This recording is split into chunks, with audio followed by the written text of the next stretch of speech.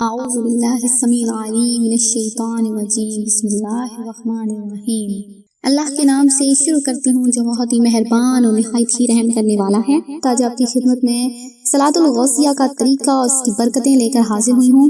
ربیع الاخر کا یہ ایک بہت ہی مجرب اور بابرکت ترین وظیفہ اور عمل ہے۔ انشاءاللہ تعالیٰ اس وظیفے اور عمل کی برکت سے آپ جس حاجت کو چاہتے ہیں، جو بھی آپ اپنی حاجت پورا کرنا چاہتے ہیں، اس حاجت کو سامنے رکھ کے آپ یہ صلاۃ الغوثیہ پڑھیں۔ انشاءاللہ تعالیٰ اس کی برکت سے آپ کی ہر حاجت، ہر مراد پوری ہو جائے گی۔ یہ حضور غوث اعظم کو پکارنے کا طریقہ ہے۔ آپ کو پکارنے والی یہ بہت ہی بابرکت نماز ہے، آپ نے یہ ضرور پڑھ لینی ہے۔ صرف 2 رکعت نفل ہیں۔ انشاءاللہ تعالیٰ اس کے پڑھنے سے بہت ہی آسان یہ نماز ہے۔ اس کے پڑھنے سے آپ کی ہر حاجت، ہر مراد جو آپ چاہتے ہیں کہ پوری ہو جائے، وہ پوری ہو جائے گی۔ تو نبی کریم محبوب رب عظیم صلی اللہ علیہ وسلم کا ارشاد ہے، سب سے پہلے قیامت کے دن بندے سے اس کی نماز کا حساب لیا جائے گا۔ اگر وہ کامل ہوئی تو کامل لکھ دی جائے گی، اور اگر مکمل نہ ہوئی تو اللہ پاک فرشتوں سے فرمائے گا، کیا میرے بندے کے پاس کچھ نفل ہیں؟ اگر اس کے پاس نوافل ہوئے تو اللہ کریم فرمائے گا، اس کے فرائض کو نوافل کے ذریعے پورا کر دو۔ پھر اسی طرح زکوٰۃ اور دیگر اعمال کا حساب لیا جائے گا۔ حدیث پاک کے حصے فرائض کو نوافل کے ذریعے پورا کر دو کی شرح میں فرماتے ہیں کہ یہاں کمی ادا سے میں کمی مراد نہیں بلکہ طریقہ ادا میں کمی مراد ہے، یعنی اگر کسی نے فرائض ناقص طریقے سے ادا کیے ہوں گے تو وہ کمی نوافل سے پوری کر دی جائے گی۔ اب اس کا یہ مطلب نہیں کہ وہ بندہ فرض نماز نہ پڑھے، نفل پڑھتا رہے اور وہاں نفل فرض بن جائیں گے۔ تو ہمارے بزرگان دین ربیع الاخر کے نوافل پڑھا کرتے، تو میں آج آپ کو چند نوافل بتاؤں گی اور اس کے بعد صلاۃ الغوثیہ کا طریقہ بھی بتاؤں گی۔ آپ نے یہ ویڈیو ضرور دیکھنی ہے شروع سے لے کر آخر تک۔ تو آپ چاہتے ہیں کہ ڈھیروں آپ کو ثواب ملے اور اس کے ساتھ آپ کو ایسی نیکیاں ملیں کہ 80 سال کے آپ کے گناہ معاف ہو جائیں، تو آپ اس مہینے میں یہ نفل پڑھ لیں کہ آپ نے 4 رکعت نفل اس طرح سے پڑھنے ہیں کہ ہر رکعت میں آپ نے سورہ فاتحہ کے بعد سورہ اخلاص 9 مرتبہ پڑھنا ہے۔ انشاءاللہ تعالیٰ ڈھیروں ثواب ملے گا۔ اگر سورہ اخلاص 25 مرتبہ پڑھیں گے تو 80 نیکیاں حاصل ہوں گی اور 80 سال کے گناہ معاف کر دیے جائیں گے۔ اس کے علاوہ ایک اور نفل ہے کہ آپ جب ربیع الاخر شریف کی 15ویں اور 29ویں تاریخوں میں جو کوئی 4 رکعت نفل پڑھتا ہے، ہر رکعت میں الحمد شریف کے بعد سورہ اخلاص یعنی قل هو اللہ احد کو 5 مرتبہ پڑھے تو اس کے لیے 1000 نیکیاں لکھی جاتی ہیں، 1000 گناہ مٹا دیے جاتے ہیں اور اس کے لیے 4 حوریں پیدا فرما دی جاتی ہیں۔ اس کے علاوہ ربیع الاخر کے مہینے میں کسی بھی رات کو 4 رکعت نماز ادا کرے، قرآن حکیم میں سے جو کچھ یاد ہے پڑھے، سلام کے بعد یہ کہے یا بدوہ یا بدیعو یا بدوہ یا بدیعو، تو انشاءاللہ تعالیٰ اس کی تمام حاجت پوری کر دی جاتی ہے۔ اور جو کوئی جنت میں جانا چاہتا ہے وہ بھی اس مہینے میں یہ نفل پڑھ لے۔ جو کوئی اس ماہ کی 15 تاریخ کو 4 رکعت نفل یوں پڑھے کہ ہر رکعت میں سورہ فاتحہ کے بعد 5 مرتبہ سورہ اخلاص یعنی قل هو اللہ احد پڑھے تو اجر عظیم حاصل ہوگا اور انشاءاللہ تعالیٰ جنت میں داخل ہوگا۔ تو 11ویں کا مہینہ ہے، یہ بہت ہی پیارا مہینہ ہے۔ ربیع الاخر کو سرکار بغداد حضور غوث پاک شیخ عبدالقادر جیلانی رحمۃ اللہ علیہ سے نسبت ہے، کیونکہ اس ماہ کی 11 تاریخ کو آپ رحمۃ اللہ علیہ کا وصال ہوا تھا۔ اس لیے عاشقان اولیاء حضور غوث اعظم کی روح کو ثواب پہنچانے کے لیے نظر و نیاز کرتے ہیں۔ اسی مناسبت سے اس ماہ کو 11ویں شریف کا مہینہ بھی کہا جاتا ہے۔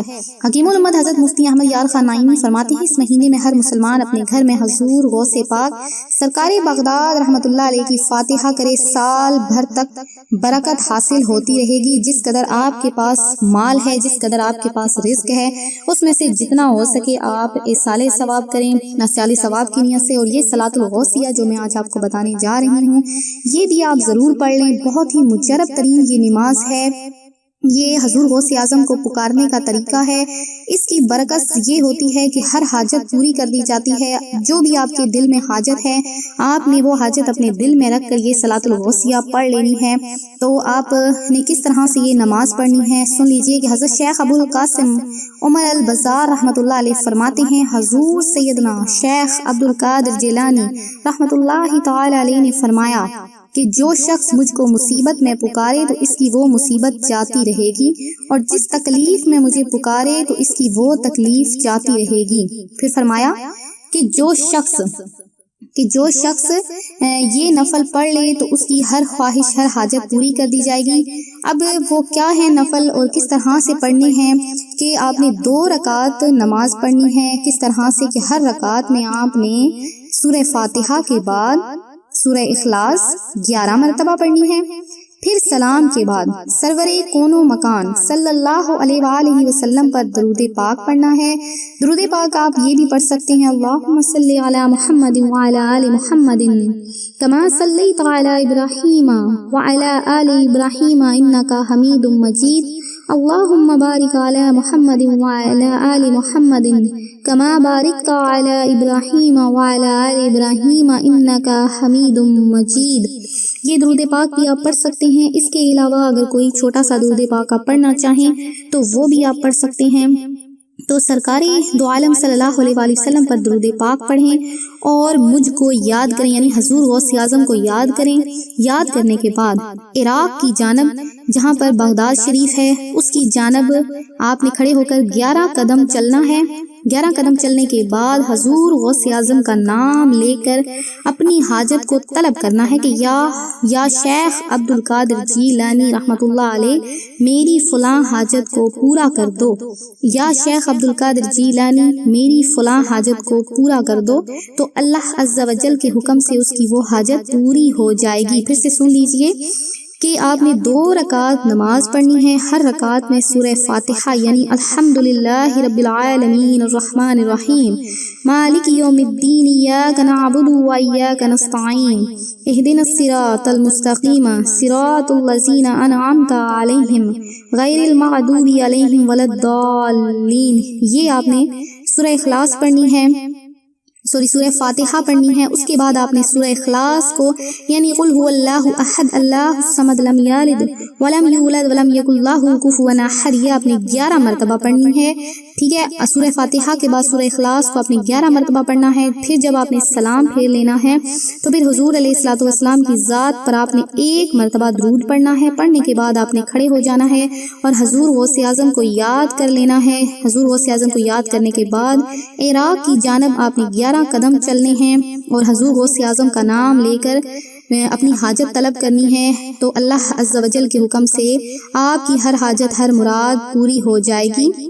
تو بہت ہی یہ مجرب اور بابرکت یہ صلاۃ الغوثیہ ہے، آپ نے یہ ضرور پڑھنی ہے اور ہمیں بھی دعاؤں میں یاد رکھنا ہے۔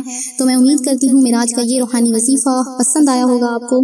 تو اسی طرح سے ملتے ہیں اپنے اگلے وظیفے کے ساتھ۔ اپنی دعا میں یاد رکھیے گا، اپنا خیال رکھیے گا، فی امان اللہ۔